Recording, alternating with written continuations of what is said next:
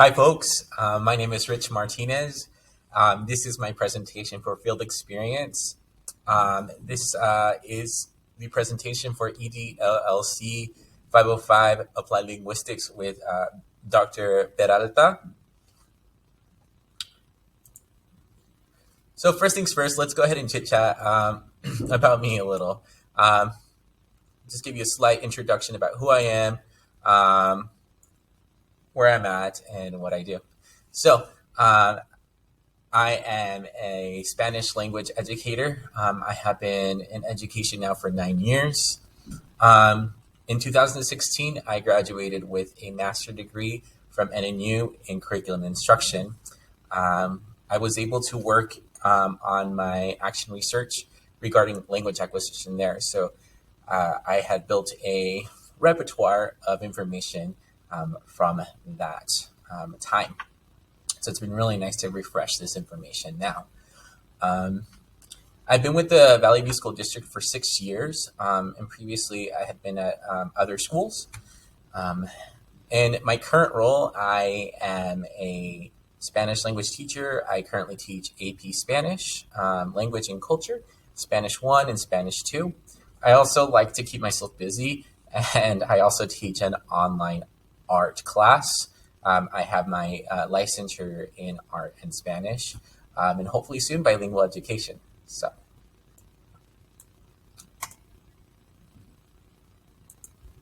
all right. So, as I move forward, we're going to look at the demographics for Ridgeview High School. The first section you'll notice I will speak on who is who and what the role of administration is and how we all interconnect and play with one another in our district. So, for this specific task here, you can see that it's anchored down into various roles and positions.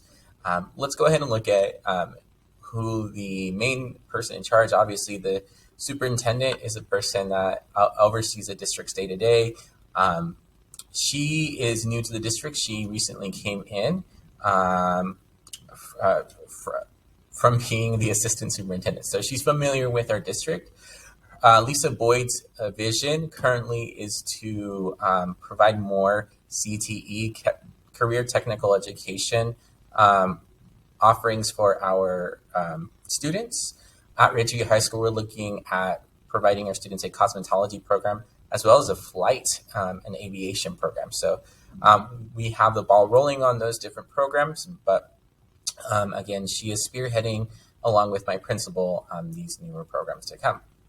Now, in reference to the emergent bilingual students, Joey Palmer is the one who oversees the federal programs in the Valley View School District. He is the director of the federal programs. So Title Funding 3 would be under his jurisdiction, which is migrant students, EL students. Now, the staff is limited at the district level for our emergent bilingual students. However, we do have some funding to provide some staffing. Like an example would be Sara San Juan. She is the migrant education coordinator. Now, emergent bilinguals are not all migrant students, but we know there's an interconnection between the two.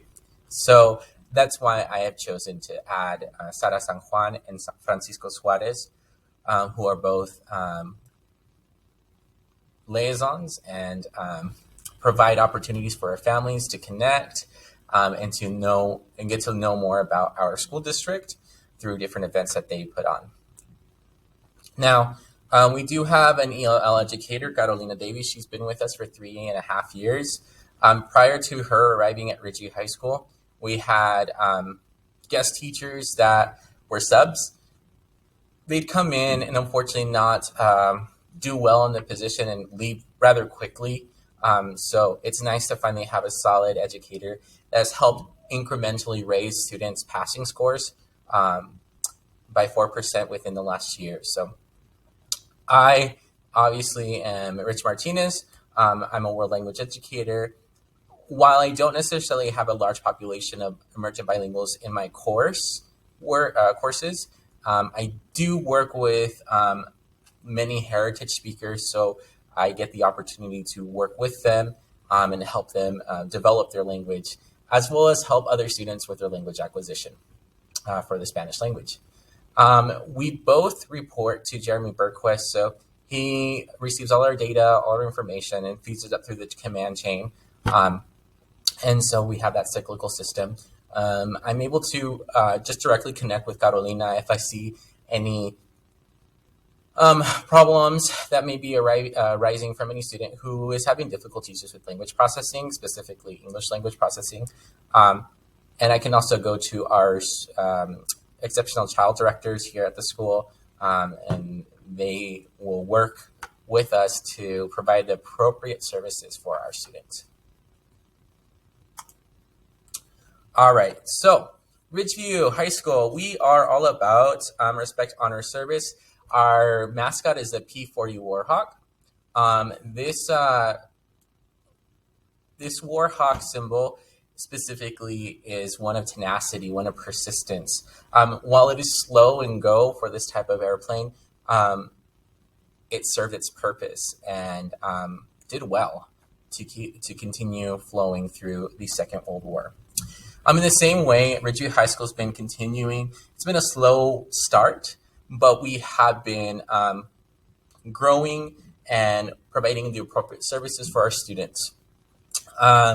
We started with about 1,200 students in 2016, but quickly rose to 1,698 students when we broke off from Valley View High School at that time, which they were at 1,900 students.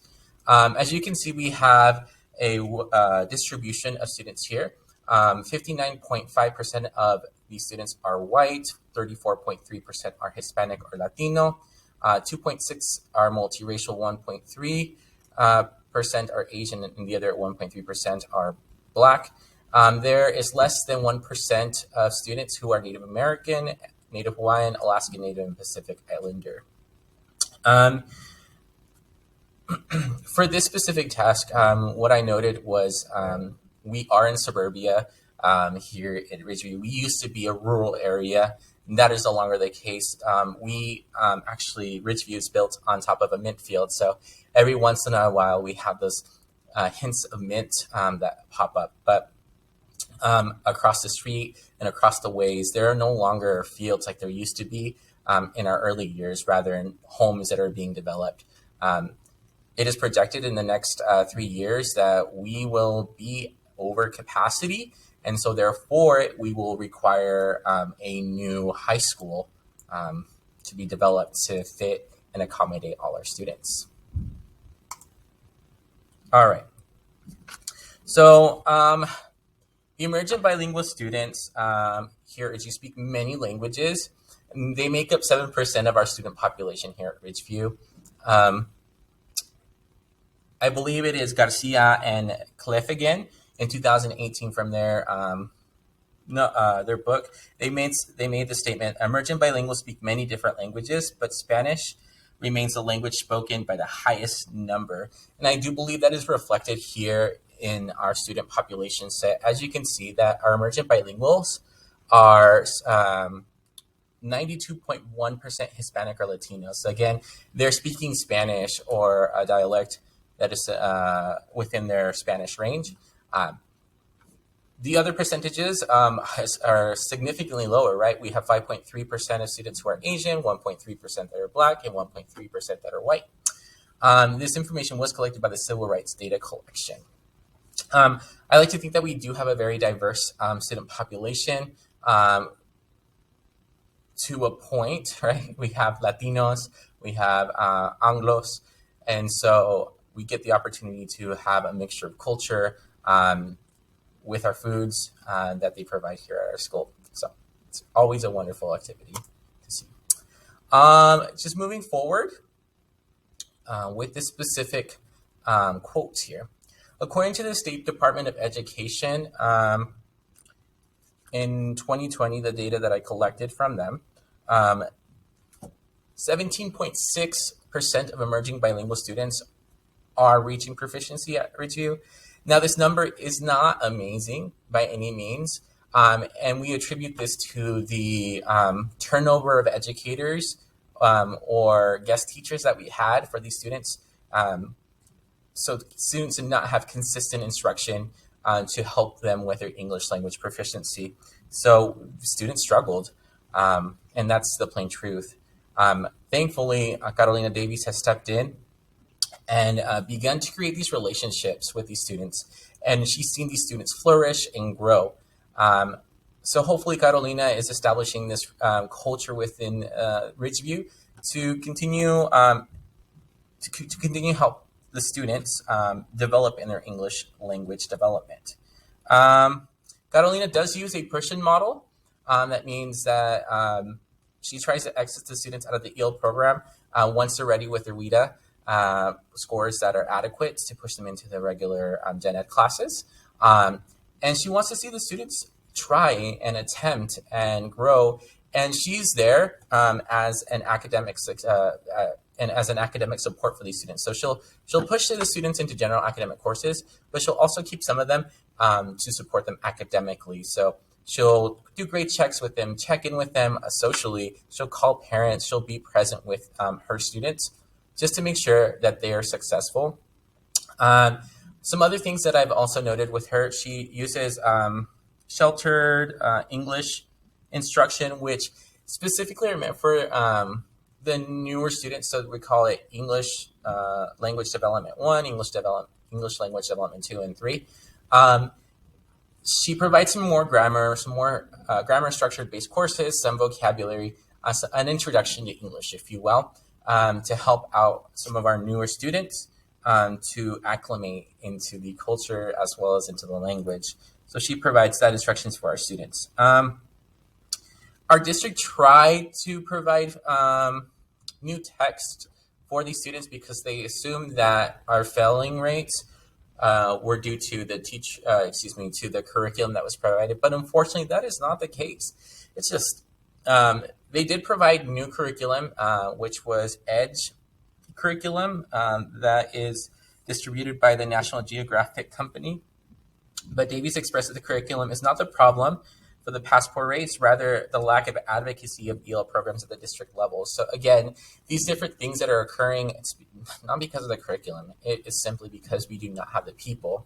And I know that our district is doing their best to attempt to add new staff on to help our growing student population here at Ridgeview. All right. So we're going to move now into the classroom analysis. Here in this section, you'll see the schedules as well as my classroom. And finally, you will also see the comparisons that I make for students. Alrighty, so let's go ahead and just quickly look at Ridgeview High School's bell schedule. Each class is 50 minutes in length. There is no zero period for teachers unless they are choir or drama or band. Then there's a zero period or seminary, but again, not required for students. The other interesting pieces about this is we have 6 minutes developed into our third period. This is for Warhawk learning time. This is an opportunity to catch up with students, to ask, to grade check with them, to talk about social emotional learning. And some of those topics get a little bit longer, and that's okay. Administration understands that 6 minutes does not cover that, and we can continue on with instruction, but it's time that they have intentionally built to help out our student population. We do have a large student population at Ridgeview, and it just continues to grow on the daily. So we do have 2 split lunches. We have A lunch and B lunch. So it's a great opportunity for students to just kind of break apart and relieve the lunch stress tension out there. All right, my schedule. Now, I am a secondary teacher, a high school teacher, and I teach grades 9 through 12. So I have a variety of students that are present in my courses. My schedule is as follows. I have periods 1 and 3 as Spanish 1, periods 2, 5, and 6 are Spanish 2. And then finally, my 7th period is AP Spanish Language and Culture. Um, I love my schedule. It's a great opportunity to work with those sleepy freshmen in the morning, and then finally end my day with the more advanced and rigorous course with my sophomores, juniors, and seniors. Um, all my courses are dual credit, so that's why you notice the DC just means they're receiving college credit for my Spanish courses. Simple as that. Okay, so classroom set up. All right. So as I continue on with my classroom setup, as you can see, I do have a interesting space. It is set up specifically in mind for cooperative learning opportunities. I also do lots of storytelling and novel reading. And because of the aspect with Avid that we have here at Ridgeview, we take a lot of moments to collaborate. So cooperative learning and Avid strategies both combine together to provide my space as small groups. Obviously, I do have to tweak it around a little bit. The desks are not all in small groups, but they are in a couple of linear lines. It's just a center row that is set up with desks of 3 or 4 that are in lines. The other ones are in small groups all around the classroom. Students really tend to enjoy this opportunity, especially with language development, right? We know that language acquisition occurs when students feel comfortable and confident with their opportunity. So we do have, as mentioned before, Avid and Wicker in our district. And so this setup here, as you can see, is primarily set up to provide collaboration opportunities, to help students chat through things together through Think, Pair, Share, through brainstorms that they do together, and also they develop pieces together. So, and that's obviously all meant to help students be amongst students who are at the same level as they are. Because that is one way to get students to leave that silent period, is to build that trust amongst other learners. So that's one method that I really do enjoy. We also do lots of storytelling in my classroom. Have like all these books back here. It's a little library so that students can borrow books. I haven't necessarily implemented a free voluntary reading, but what I would really like to do is get that set up for next year. I haven't seen the data quite just yet, and I would love to know more about it. So it's a future research opportunity for me to see how well students do with Spanish literacy when they're prompted to do it. It's just a follow-up piece that I'm uncertain about.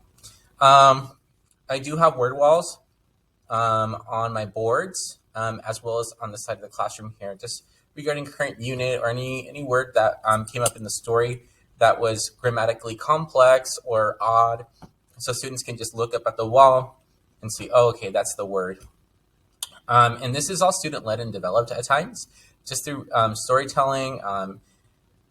We also build images with one-word images down here. So these are recent ones that we've created. Again, I'll pose an object, and then we'll talk about that object and use language to develop that story and character. And I'll have students doing different jobs, different groups will be doing different things. We'll have student actors. So again, the space is really set up to be multifaceted. It does move around from time to time, just depending on what I may need. But ultimately speaking, this is the primary setup when we're engaged in direct instruction for more grammatical complex items that need further explanation and note-taking because of the dual credit component. Up on my cabinet space, I have plant life.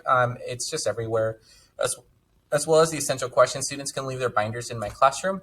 I do have a little coffee bar station set up for students, so if they want, they can access that for themselves. And there's also hot chocolate packets, et cetera, especially during the cold season. I do have snacks as well to give to the students. I just believe that students will feel welcomed and feel the opportunity to just not worry about those other things like being hungry or being thirsty, they can just access that as a privilege. Obviously, sometimes they get that taken away if they're destructive or they don't clean or maintain the space. So that's one thing that I do like to make sure that they are reminded of. As I move forward here with this specific task, I can see here that I have 142 students in my Spanish courses throughout the day. Of those 142 students, 12 are emergent bilingual students and 18 are exceptional children, meaning they're either GATE or receive SPED accommodations that are on IEPs. The one shocking factor as I calculated the information and data on from Infinite Campus, our learning management system and grading system, is that 51.1% of my students are Hispano or Latino, with secondary being white students at 40.3%. And obviously it becomes less and less as we get into the other subgroups based off their racial identities. The other interesting note that I noted was I have a distribution of 71 males and 71 females between the two class periods.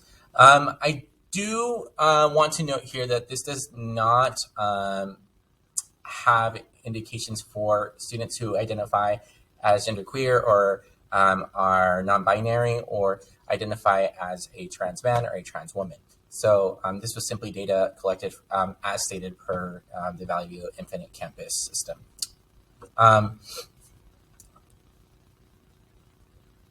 Moving forward. So as you can see, this is a scene from one of our class stories we did. We read a segment from a novel to help students work on some past tense forms that we've been trying to not drill down, but to understand and comprehend a little bit more in context. We usually start off the day with a digital warm-up, a Kahoot, a GIM kit, quizzes. There's just so many things out there that you can use for a digital warm-up. Students tend to enjoy it. I also, from time to time, take up the grade that they received just so we have accountability. And it's just random, and students know that, so they're on their A game, taking out their notes, information that they wrote down, so they understand what to do. I do like to focus on the 4 modes in my class. I do lots of input, so we believe in comprehensible input here at Ridgeview. We do lots of reading and lots of listening, so students often listen to my crazy stories, and they also provide some output by speaking when feeling confident to speak up, or sometimes I'll do some cold calls, and students will step up to the plate and answer those questions that I might have in the target language. So it's a great opportunity for them to build their language development in Spanish. I can also see them making the connections between Spanish and English, which is even better, right? It's that connection piece. I do some grammar, especially if it is a little bit more advanced, and especially because of the dual credit component, students require that piece through the local college that I work with. And so I provide them that instruction. So we move into the little stations or however to provide our desk-based to write down notes. I do grammar pop-up, which simply is when I'm in a story, I'm telling a story, and I know that this grammar feature is highlighted and focused within the text. I will note to the students, I'll underline the text up on my board and say, oh, what is going on here? This is just super common. I really, it would be nice for students to bring up the fact that, hey, like, what's going on? I noticed this, but some of them are shy, and that's okay. We'll take the opportunity to just emphasize this is what's happening. For an example, we were working on a text that had reflexive actions, which means the action is occurring to oneself. And so they have the reflexive pronoun in front of the action verb. And I made note to that, and the students were able to pick up quickly how those worked and function, and they were able to process that information. So it's always nice to see them click and get it when we have it in context. We do provide some cultural notes and opportunities. I do like to go back to some older historical stories that were provided to me as a child, and also researching new things to provide to students via comprehensible input through reading and listening, right? So students are receiving lots of these cultural notes through that format. And later they reflect and write upon it in their output. Okay, so I'll pause that for a moment. As you can see, I have the three sets of groups. In my Spanish one, I have a total of 66 students in my Spanish one course. There's 48 freshmen, 16 sophomores, 2 juniors, 1 senior, a total of 5 emergent bilingual students in the coursework. And first period is motivated by reward. They like the reward. If there's no reward involved, typically they would be like, well, so they'll always ask, is this a grade? Is this a grade? So it's an opportunity for them to, grow, and also for me to say, yes, this is a grade or this is not a grade, to provide them clear instruction in that aspect. They also require lots of affirmation. They tend to be down on themselves when they don't understand something right away. So I give them the opportunity to grow and affirm them and praise them appropriately. My third period course, they're academically driven. They require detailed explanation. So they're the ones that are really looking at the grammar. They're the ones who are looking at their notes and applying that information into what they're learning. They're very studious students. So it's nice to see that occurring in that third period Spanish 1 course. As for my Spanish 2, I have a total of 9 freshmen, 47 sophomores, 8 juniors, and 3 seniors. 4 of those students are emergent bilingual students, and I have periods 2, 5, and 6. Second period is an active set of students. They have just a desire to learn. They love learning. It is just, let's do this, let's have some fun, and they're game. They're willing to try to experiment with the language, and they're active participants. So it makes the input time much easier, and also the output that they provide, it just flows out quickly for them. Fifth period is a set of avid students. They're a wonderful set of students. They work hard and they play hard. So I know that they're determined because they're required to keep a minimum grade point average. And so they can't fall below a certain grade point average. And they know that they got to work hard. But after they work, they love to play. They will play games, will do brain breaks, and provide them just opportunity to kind of just take a breath, right? So they enjoy their downtime as much as they enjoy their work time. Sixth period is not my strongest class. They are not academically strong, but they're super kind. They'll let me know that when they don't understand something.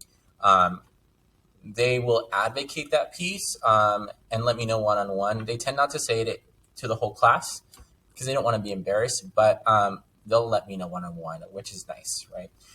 They're relaxed, so I know that I can just be a little bit more slow and go with them.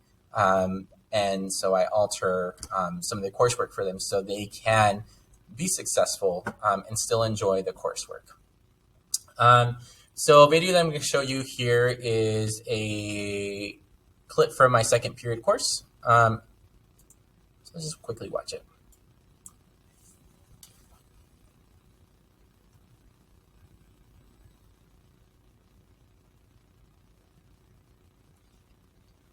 Okay, so for the second period course, this is a Spanish 2 class. They jigsawed earlier a little story. They provided some details, and I had some reflection questions for them. And so they had to teach some of those answers to their peers, provide some information to them, and the other students had to write down notes. So each one had a little section of that novel. And so they just went around explaining and answering questions from there. So it's pretty awesome that they can do that. But that's why the cooperative model is super helpful, right? Because they pair together with their peers to have different roles and then develop something strong. Finally, we have my AP Spanish language and culture course. This course has 7 sophomores and 11, and 1 junior. For this course, it is a rigorous course. We do intensive reading, writing, speaking, and it's all in Spanish. There is an expected proficiency once you arrive into this course. So some students tend to struggle because they're not at that level. So my job is to help raise them up to reach that register and to help them continue forward so they can pass that AP test. I have had success with this course. With my test rates, I actually am one of the educators with the higher test scores on those AP tests, usually being both the state and the national median. So it's always nice to see that occur in this classwork. But it's the students, right? They do the job because I provide them those opportunities. There are a total of 3 emergent bilingual students in the course. This year specifically, I have high and low students. So it's been quite a bit of a struggle with my lower students because their motivation tends to lack. And I have to have conversations with them about what their desires are in life, what their expectations are for themselves. And we create SMART goals for them so they can see their gains and progress throughout the coursework. And so that's one thing that I focused on specifically with my AP kids this year, is those SMART goals. Most of them are heritage speakers. I have 1 or 2 native speakers, but I do note their language development in English is strong just as well as their Spanish. So I know they can do it. It's just a matter of getting them to a point of an appropriate register for the course. All right, so we reached the sample section. These will be my 3 concrete examples. We'll listen to the audio for 2 of them, and then we will read 1 of them. All right. So the first one will be an audio sample. This is a freshman female learning a second language. This task required the female to speak to a child. The second sample is a writing sample. This is coming from a sophomore male in my AP Spanish course. He is a heritage Spanish speaker as well as a emergent bilingual student. The student was tasked to write out responses to the guided questions from a reading we did in the course. And finally, we will look at the presentational sample for writing and speaking. This is a sophomore male in a Spanish 2 course. He is also a heritage Spanish speaker and has exited the EL program, meaning that he scored high enough on his WIDA exams to be pushed in, right, into Gen Ed without any accommodated services. This specific task required the student to tell a story, and you'll see both the writing sample and the speaking sample from the student. All right, so we have our first concrete example. This specific concrete example required the student to chit-chat with a small child. And so this was a simulated conversation. The student's responses are in white here, and the child's response or statement is in orange. The primary goal for the student was to create a response to those questions. And throughout this example, the student did quite an excellent job. Where the student struggled was when the child asked about the alphabet in Spanish and some spelling. The student had some spelling errors as well as had some of the letters mixed up in Spanish. But I'll give you a listen here where the student has provided those errors.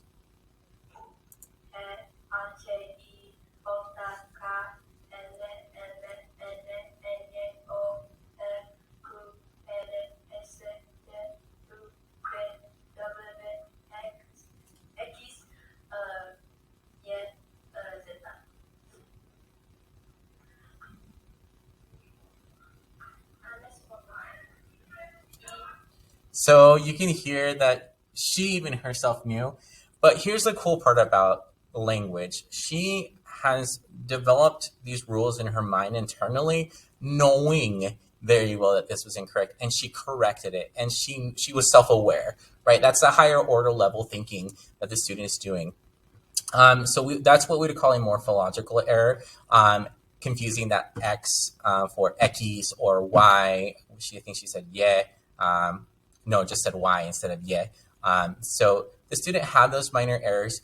Nothing too crazy, but still the student is learning, right? We notice the process of language acquisition occurring, and the student is self-aware that there was mistakes made. Um, Later throughout the audio sample, she does do some misspelling of the word Quetzal.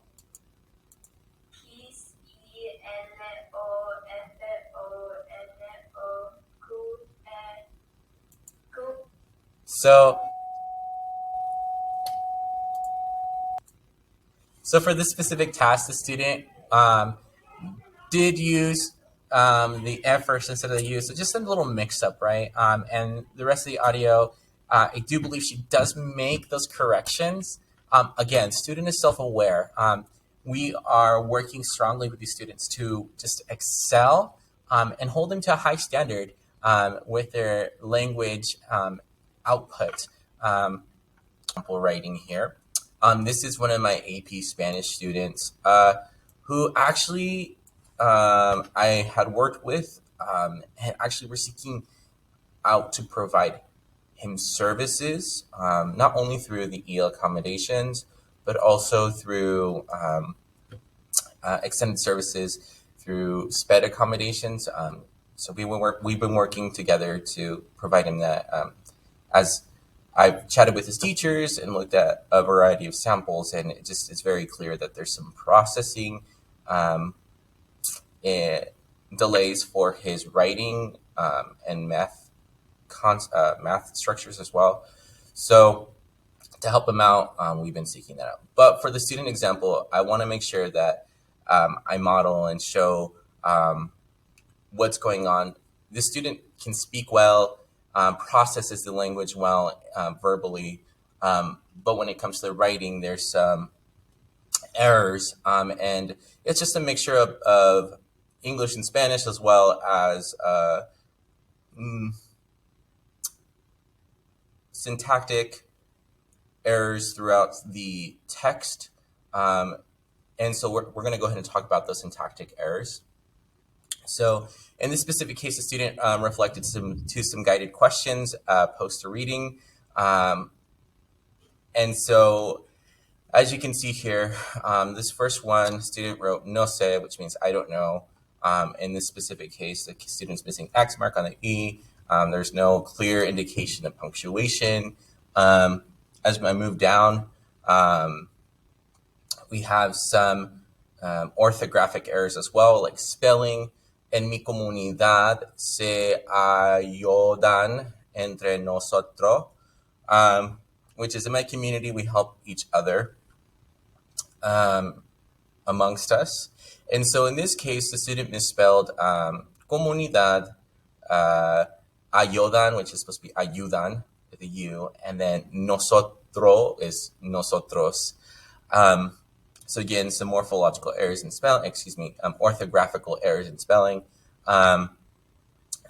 There's missing sentence structure. So we have sentence fragments, mis amigos son, and then there's no ending there. As you can see here, not only did the student not finish the sentence, the student also was unable to use the plural form of amigos, because in Spanish, if your noun is plural, then your adjective is plural. So we have this possessive adjective mis. So I believe that my student's intention was to write amigos, mis amigos son, and especially because the verb is agreed with the plural form of amigos, I assume that the student was trying to get at the plural amigos. So again, the student did struggle with the syntactic errors, with sentence fragments, orthographic errors throughout this sample piece. Let's look at one more little common error here that I think the student does, and it's a super common error amongst many Spanish-speaking students. So, si tuviera todas mis clases, no. Si tuviera todas mis clases, no. So, in this specific case, the student used a B instead of a V. Si tuviera todas mis clases. So, it's that sound that the students make. It's super common to see. So, that phonology that they're hearing, right? They're saying the or the. And so, it's something we work on with these students, especially my AP kids. Most of them are pretty good about changing that rather quickly. But again, I think it's just taking time with my student to work with him individually and get him to a place where he feels comfortable. I know that also providing him scaffolds and some time to process will allow him to succeed. So in future case, and we'll see how he does on the AP test because he's willing to put in the work, and that's the reason why he's here is that he's willing to work, and that's what I can say about the student is just a strong, confident student in his efforts, where the writing sample might be challenging and it's not the best reflection of the student, but I know my student and I know he'll succeed. Okay, for my third concrete example, this is a Spanish 2 presentation. And so for this specific presentation, this student had to do two things. First, they had to create a comic strip of a story that uses these tener expressions. So tener is to have, or when it's phrased in an expression, it's a to be expression. So for example, if I were to say, I am afraid, I'd say tengo miedo instead of saying soy miedo. So we worked on that concept for students, and they created this little presentation. First, obviously, the comic strip, and then we had them record their audio, so presentational mode there. So throughout the text, I'll just quickly read it. Hay un chico, se llama Michael. Él tiene miedo. Michael tiene frío. Michael tiene prisa. Michael vio un monstruo. Él tiene sueño. La monstruo tiene hambre. La monstruo tiene sed. El monstruo lo dejó ir. Michael tiene éxito. Michael tiene suerte de estar vivo. So they're very clear syntactic errors, right? In this, clearly we have no flow, right? There's no transitional words that are occurring to move from scene to scene. It's just using Michael, Michael, Michael over and over. The other piece too that the student did make mistakes are orthographic errors. For example, we see el monstruo in the masculine for un monstruo, and then we have la monstruo and el monstruo here. So the student switched up between the two with using the definite article la and the definite article el. So there's just some differences there. The other thing that I want you folks to look at and consider here is the video, and let's go ahead and listen to how the student structures that audio.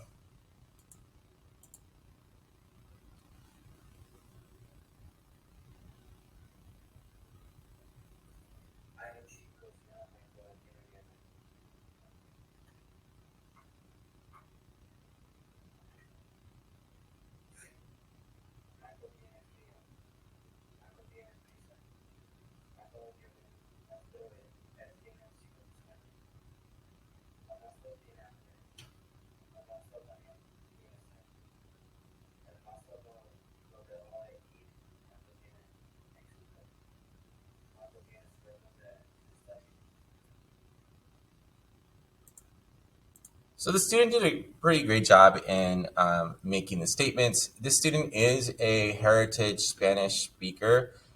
so has some familiarity with Spanish from his younger years, obviously now with his family. The student did make note to me that he listens more to his parents speak Spanish and does reply sometimes in Spanish as well, but it's primarily English for him at home to the parents. Um, so there's obviously some errors. The first error that I could hear and pick out um, in his speaking was él tiene sueño here, and he said sueño, so that missing ñ from canyon, right? The ñ sound is what he struggled with there. And that again is just a practice and a phonographic error that the student needs to work on. And so for him, it just be exposing him to more literature that uses that sound. And eventually the student would acquire that sound more succinctly. So within these two modes, the student was able to not only show his understanding of the tener phrases, because he did that well. He modeled and expressed that phrase correctly. And so regardless of the errors, I know that the student is continuing on to making those corrections within his language structure. The way I presented his errors to him, I said, read it out loud and see what you hear one more time, because again, students tend to work quickly and they tend to forget what they've written out. And so once students have an opportunity to read out loud what they've created, to me, they pick up on those errors. And then we can talk about what they noted, right?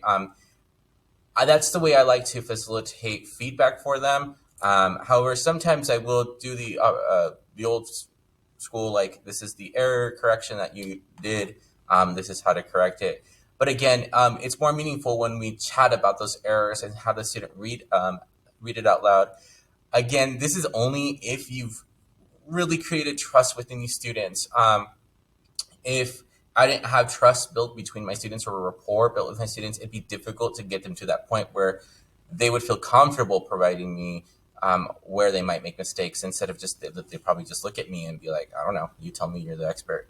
But these students know that I want them to grow and I want them to continue functioning within the spectrum of Spanish as well as in English, and grow in those two posits. So, all right.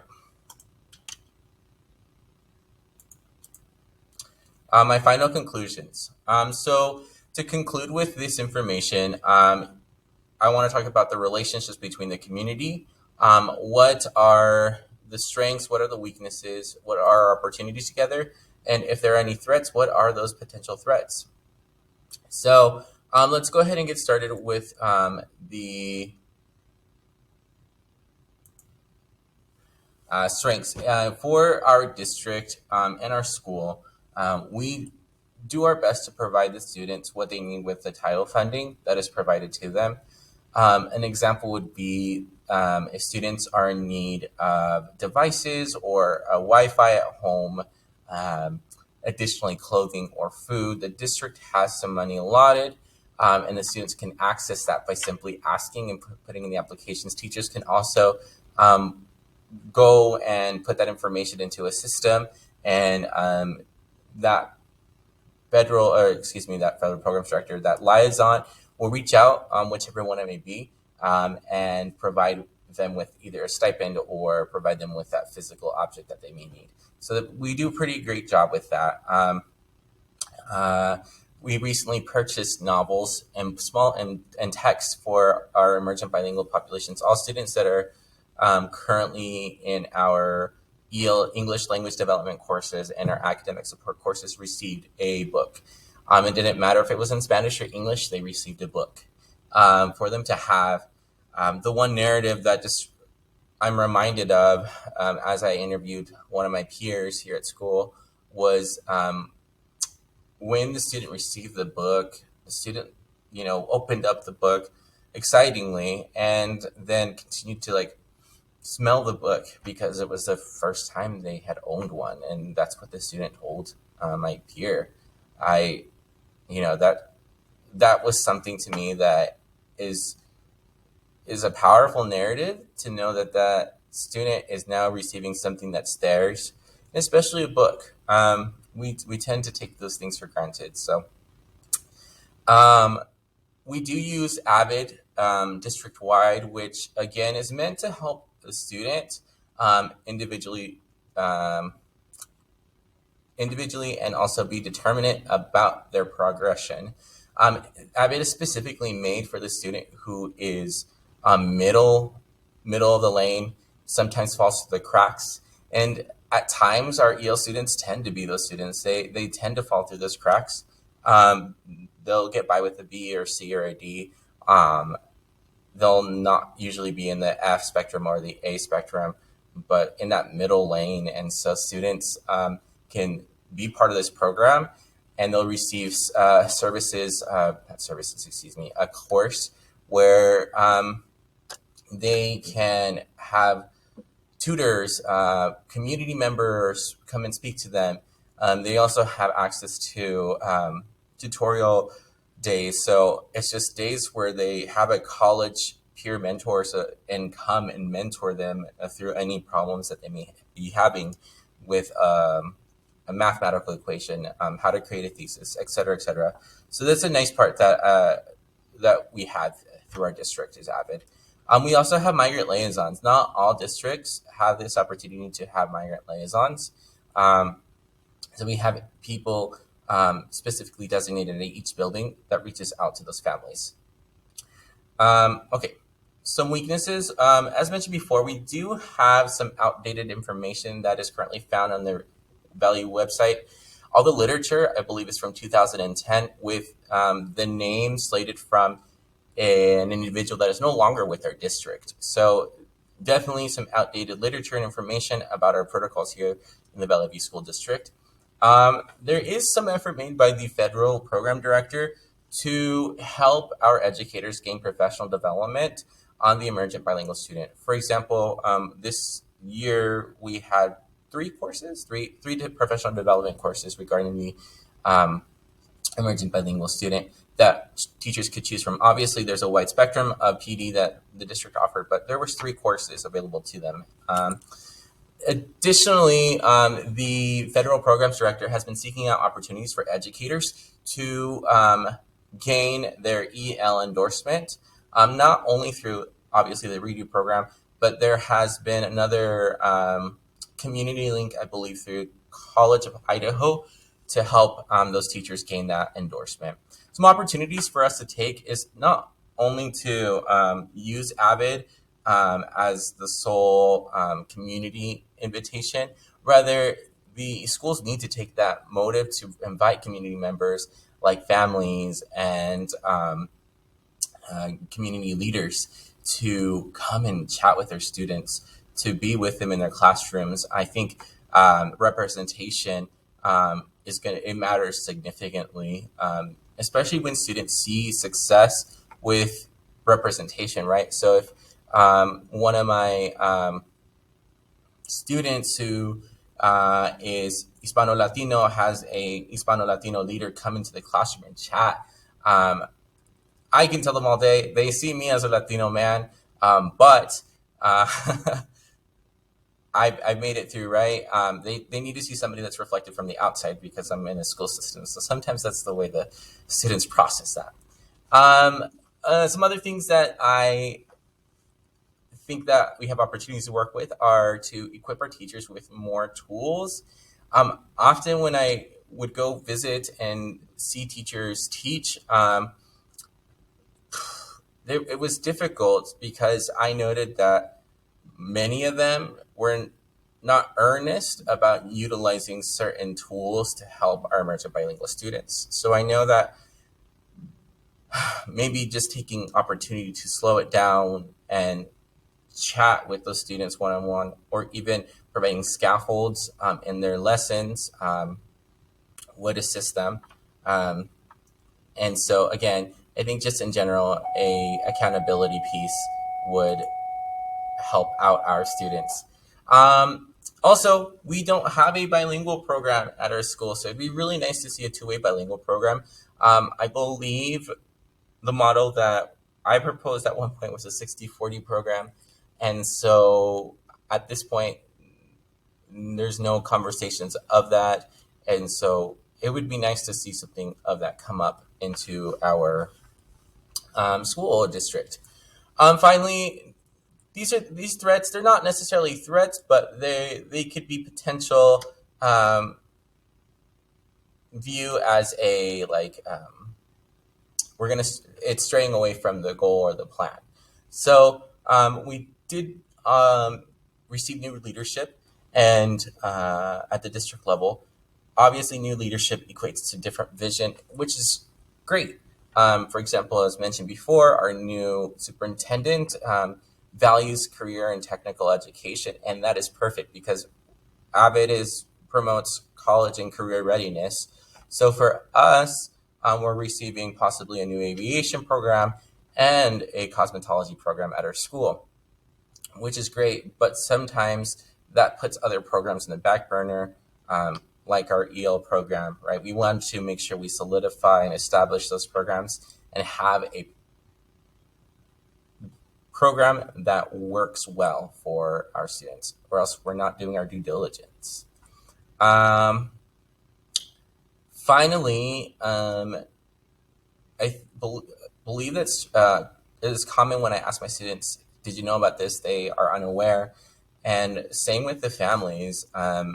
Community tends not to know about what is available to them, so just accessing the resources, letting them know about those resources, is important for me as an educator, because sometimes no one will reach out to them, and so that's the thing that needs to happen a little bit more, is that communication is clearly expressed to these families. All right. So to conclude with my presentation, what I will say is